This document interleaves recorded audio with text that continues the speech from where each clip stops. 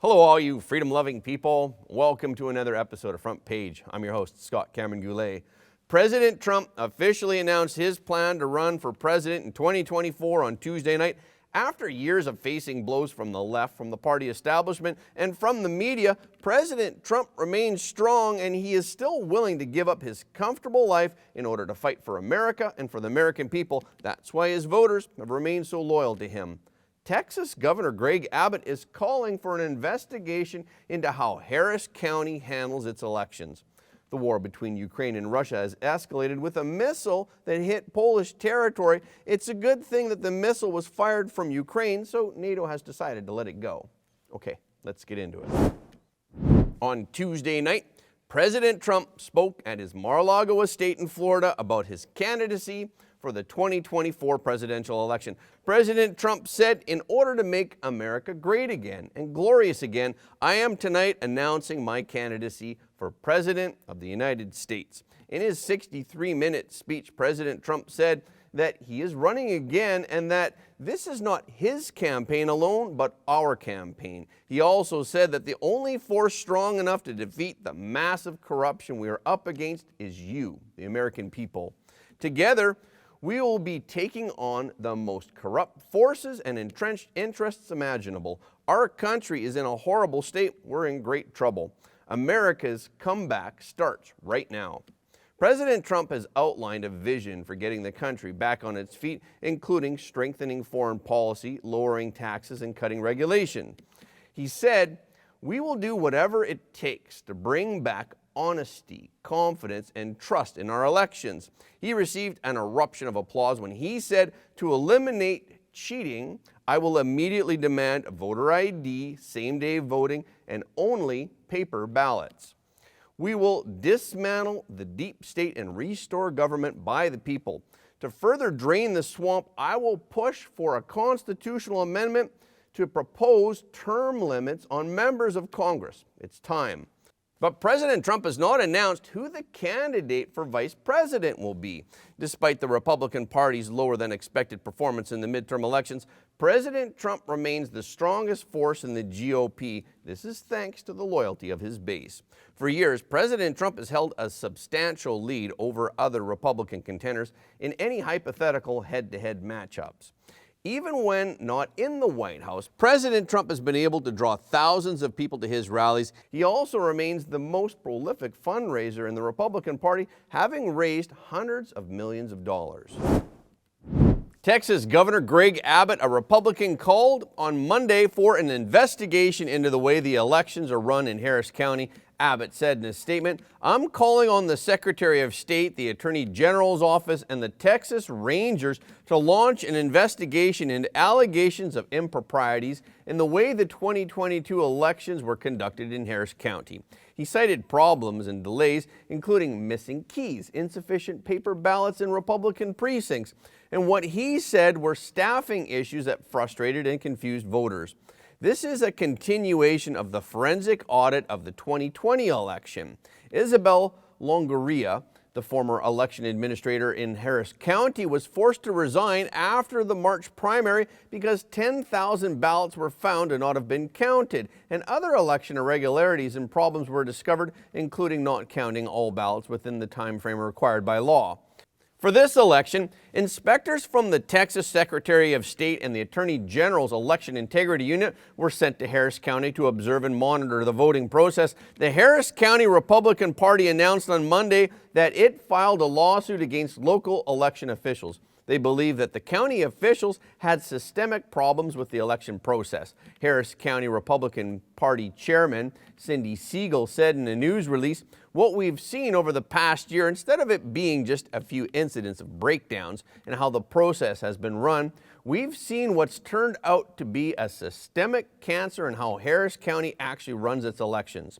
The Texas Secretary of State's office will audit the results of the November 2022 midterm elections in Harris County, along with 3 other Texas counties. In the recently concluded U.S. midterm elections, polls show that Democrats won strong support from young voters.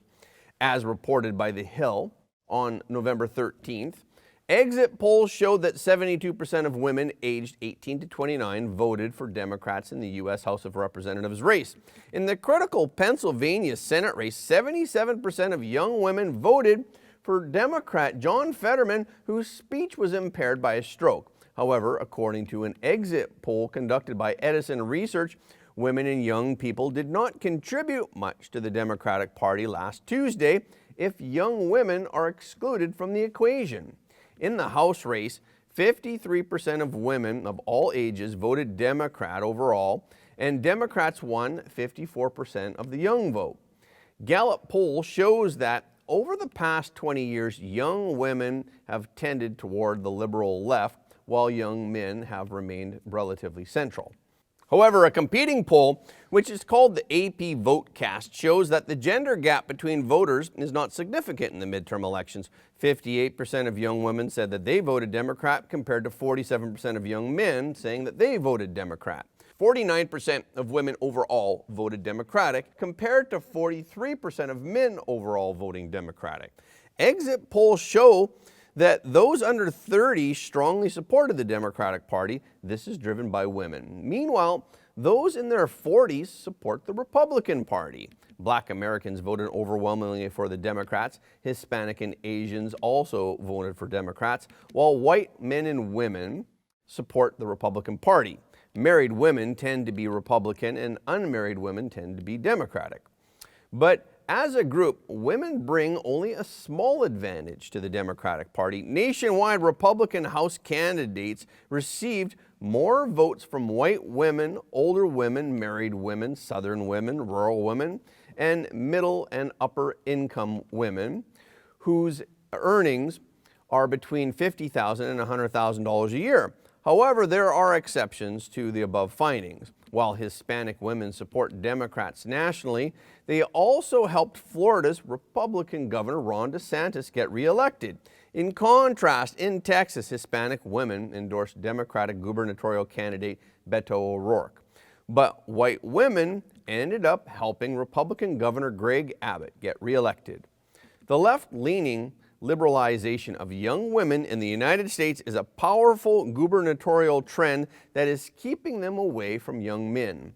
According to an analysis of Gallup data by the Survey Center on American Life, 44% of young women will describe themselves as left-leaning liberals in 2021, compared to 25% of young men describing themselves as left-leaning. This is the largest gender gap record in 24 years of polling. Among young voters of both sexes who were polled in the Edison exit poll, 80% favored legal abortion and 49% cite abortion as the issue that determined how they will vote. 62% of women under the age of 45 cite abortion as their top issue. Young people are the only age group that will support Democrats more strongly in 2022 than in 2020. In contrast, among those aged 45 to 64, support for Democratic House candidates has declined from 48% in 2020 to 44% this year. In this midterm elections, the Republicans did well in the two bluest districts, California and New York. Of course, New York is still a Democratic state, apparently. It still has a Democratic governor, apparently, and state legislature. But with twice as many registered Democratic voters as Republican voters, the heavily donated incumbent Hochul only managed to win by a 5% margin over her Republican opponent. This cannot fail to alarm Democrats. Most importantly, the only seats flipped in New York State were Democratic seats, while no Republican seats were flipped by Democrats.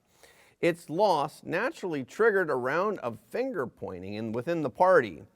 Although the mail-in ballots have not yet been counted, the Republican candidate Lester Chang is expected to be elected in the 49th Congressional District in Brooklyn. Lester Chang is not a veteran politician and does not have the backing of a major organization. The Chinese community is encouraged by his ability to defeat the 35-year veteran Democrat Peter Abbott. Chinese people were previously generally not very motivated to vote. Election consultant Derek Ho said, It was significant that the Chinese found out that voting can really change politics, which will encourage more Chinese to run for office next year.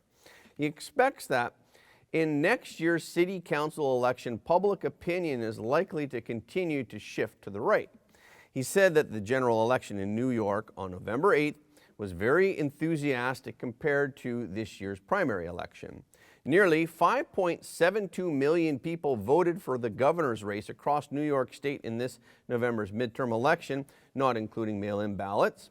This is more than quadruple the 1.31 million who turned out to vote in this year's primaries.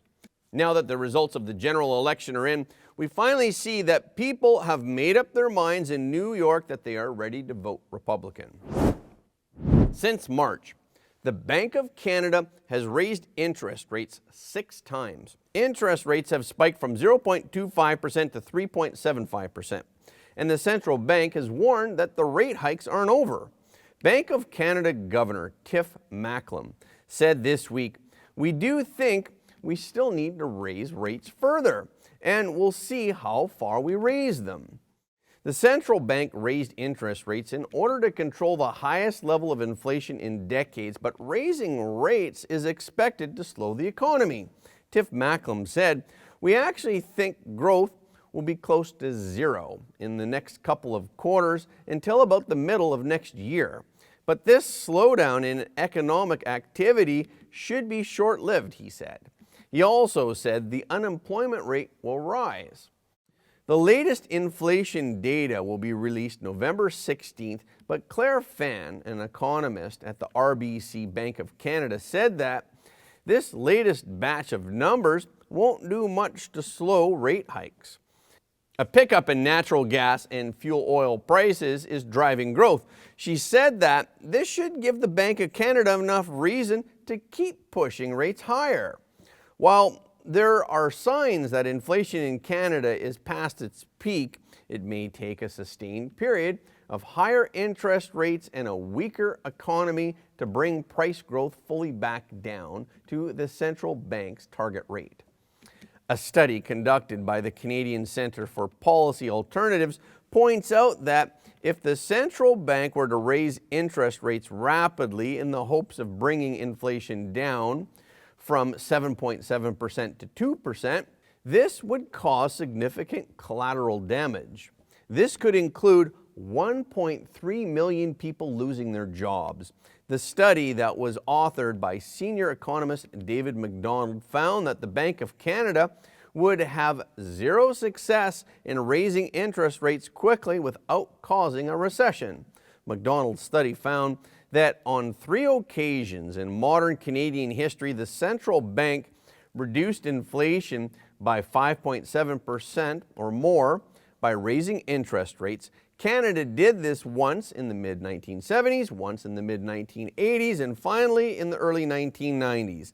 In each of these periods, high interest rates sent the economy into a painful recession that led to worker unemployment.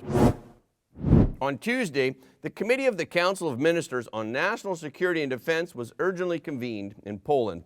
The reason is because a missile fell in a district in Poland which is located near the border with Ukraine. The missile hit grain dryers and caused the death of 2 people. Polish President Andrzej Duda made an emergency address to the country. He noted that the missile that fell into Polish territory was, after all, Russian-made. The Polish leader also said that the incident was isolated and that there was no signs that it would happen again. NATO met urgently to discuss the matter. Security General Jens Stoltenberg held a press conference in Brussels in order to explain that the preliminary investigation showed that it's likely that the missile was fired from the UPDF air defense system. He said that there is no indication that it was a result of a deliberate attack and no indication that Russia is preparing to take military action of an aggressive nature against NATO. But he stressed that it was not the fault of Ukraine. Regardless of who shot the missile, the fault was Russia's anyway. In connection with the incident in Poland, the leaders of the leading states who gathered at the G20 summit held an emergency meeting. In the final communique of the meeting, the G7 and NATO leaders condemned Russia's actions and demanded Russia's complete and unconditional withdrawal from the territory of Ukraine. On the evening of November 15th, the Russian military launched the most massive attack on the energy infrastructure of Ukraine since the beginning of the war. As a result of the shelling, about 30 objects were damaged, including critical infrastructure. In total, as reported by the Air Force of Ukraine, more than 90 missiles were fired, of which 73 of them were shot down by the Ukrainian military. White House officials said on Monday, November 14th, that the Central Intelligence Agency Director William Burns is meeting with his Russian counterpart in Turkey to remind Russia of the consequences of using nuclear weapons. Sergei Narishkin, the head of the Russian Federal Foreign Intelligence Service, attended the meeting. Burns was not discussing settlement of the war in Ukraine. Rather, he was sending a message about the consequences that Russia would face if Russia used nuclear weapons. Burns, who is now CIA director, served as U.S. ambassador to Russia from 2005 to 2008. In 2021, Burns met with Russian leader Vladimir Putin to try and convey Washington's concerns about Russia's approach since Russian troops were amassing on the Ukrainian border. In addition to the Russo-Ukrainian war, Russia and the United States have many outstanding issues to discuss. The issues include the extension of a key nuclear arms reduction treaty, a Black Sea grain export treatment deal, a potential new round of U.S.-Russian prisoner exchanges, and the Syrian civil war. And that's a wrap for this episode. Thank you all for your support of Front Page. Every like, comment, and share helps more people to see the truth. So please don't forget to like this video, leave a comment, and share it with your friends and family.